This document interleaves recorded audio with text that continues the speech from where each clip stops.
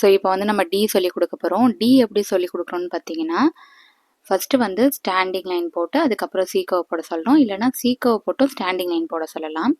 இப்போ வந்து சீக்கோவை போட்டு ஸ்டாண்டிங் லைன் போட்டாங்கன்னு வச்சுக்கோங்களேன், அவங்களுக்கு வந்து எந்த இடத்துல ஸ்டாண்டிங் லைன் கரெக்டாக அந்த ஸ்டாண்டிங் லைன் வந்து அந்த சீக்கோவை மேலே படாமல் இருக்கணும். ஸோ அது கொஞ்சம் கஷ்டம் எல்கேஜி பசங்களுக்கு.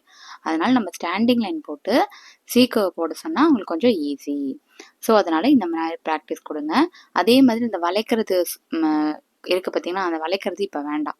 ஓகே, ஸோ வந்து ஒரே ஸ்டாண்டிங் லைன். இப்போதைக்கு உங்களுக்கு தெரியறது என்னன்னா, red line to second blue line ஒரு ஸ்டாண்டிங் லைன் போட்டு அதுக்கப்புறம் இதோட வந்து ஒரு சீக்கர்வ் வந்து அட்டாச் ஆகும் அப்படின்னு பண்ணால் ஒரு டி வரும் அப்படின்றது தெரிஞ்சாலே போதும்.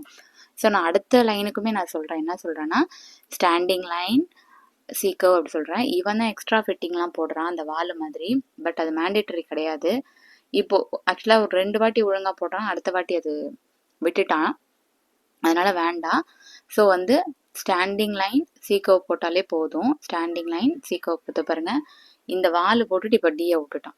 ஸோ அதனால் வந்து கொஞ்சமாக இருந்தாலே போதும். இப்போதைக்கு எல்கேஜிக்கு ஸ்டாண்டிங் லைன் அதுக்கப்புறம் அதோட சீக்கர்வ் பாருங்கள். மிஸ் அந்த மாதிரி தான் போட்டிருக்காங்க, நான் இந்த மாதிரி தான் போடுறேன்னு சொல்கிறான். ஸோ அது வேண்டாம். நம்ம இப்போதைக்கு அந்த லெட்டர்ஸை மட்டும் தான் நம்ம இன்ட்ரடியூஸ் பண்ண போகிறோம். கேர்வ்ஸ் மட்டும், நம்ம கேர்வ்ஸு ஸ்டாண்டிங் லைன் இதை மட்டும் தான் நம்ம இன்ட்ரடியூஸ் பண்ண போகிறோம்.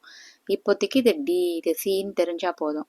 அதனால் வந்து ரொம்ப வந்து கர்சிவ் ஹேண்ட் ரைட்டிங்கை இந்த நார்மல் ஹேண்ட் ரைட்டிங்கோட மிக்ஸ் பண்ண வேணாம். இப்போ பாருங்கள், அது வளைக்கணுன்ற மைண்டில் இருக்கிறதுனாலவே ஸ்டாண்டிங் லைனையே அப்படியே அவன் வளைக்கிறான். ஸோ இதெல்லாம் வந்து ட்ராபேக் தான். நீ ஒன்றும் தேவையில்ல, ஸ்டாண்டிங் லைன் போடு, அதுக்கப்புறம் டீப் சீக்கர்வ் போடுன்னு நான் சொல்கிறேன். ஸோ ஸ்டாண்டிங் லைன் போட்டாச்சு. இப்போ நான் என்ன சொல்கிறேன், ஓகே ஸ்டாண்டிங் லைன் பர்ஃபெக்டாக இருக்குது, இப்போது சீக்கர்வ் போடு அப்படின்னு சொல்கிறேன்.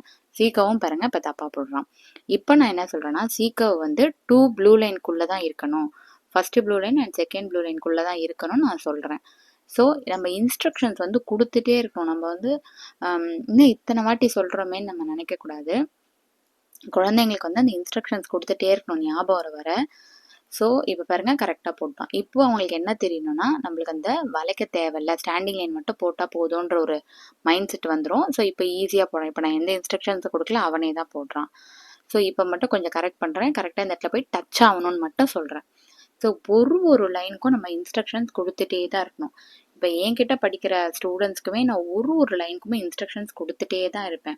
ஸோ ஹேண்ட் ரைட்டிங் பொறுத்த வரைக்கும் ஸ்டார்டிங் வந்து அந்த இன்ஸ்ட்ரக்ஷன்ஸ் கொடுத்துட்டே இருக்கிறதுனால கஷ்டமாக தான் இருக்கும்.